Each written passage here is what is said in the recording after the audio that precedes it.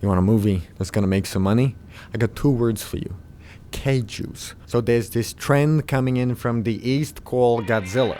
And he was created by an American's atom bomb. And essentially the appeal is Godzilla has a huge cock. People say, it's a symbolism for abuse of power. People say it's radiation or it's the force of nature. No, the appeal is America's giant, veiny cock. And the Japanese, to them, it's the fear of us coming in and taking all the women, which we do every time. That's what I do every time I'm there.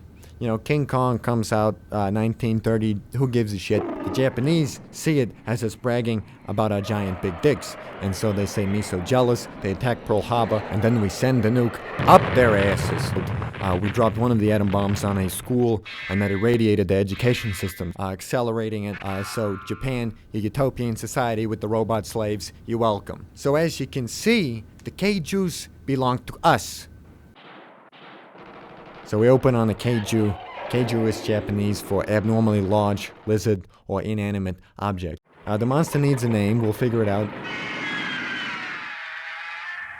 There's endless possibilities. There's Gino, there's Iguanodon, there's Zamboni, Lordzilla, Lord and Saviorzilla, if you want to make it a family film. You never see the cocks, just shadows of the cocks. There's constant fear and arousal in the audience. It's very tasteful. We never show it, but it's always on the back of the audience's mind. This bastard has a cock the size of a double-decker bus. I'm talking a low-clearance, huge cock.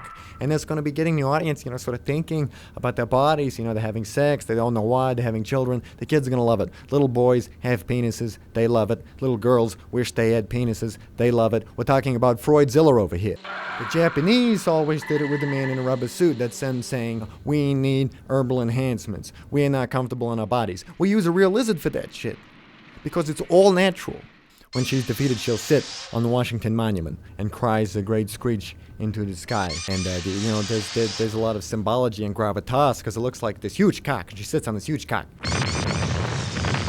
And the ghost of Abraham Lincoln arrives and says, why do you think we built that damn thing? To fuck these Kaijus up their asses. And he goes on to explain that the American Civil War was a necessity, the South was a necessity, and the Kaiju will resubmerge itself into the ocean to the tune of Whistling Dixie.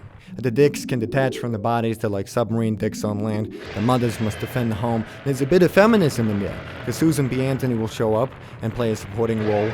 She will be bedded by Lincoln in the first 20 minutes of the film, but that's the best we can do. That's the pictures. You never know if he's friend or foe, because it's just, rolling around like meow, meow, and then suddenly, he's so sleek and stylish and he moves with such grace and he destroys an entire city, and it's a tragedy, but he's so damn sexy when he's doing it. The cast will not be paid. The crew will not be paid. We need $20 million for the cocks alone. I encourage you to greenlight this picture and help me ignite our children's dormant libidos so that our shadow government can quickly have a new, fresh, young army of sexually controlled consumerist murder slaves. Thank you.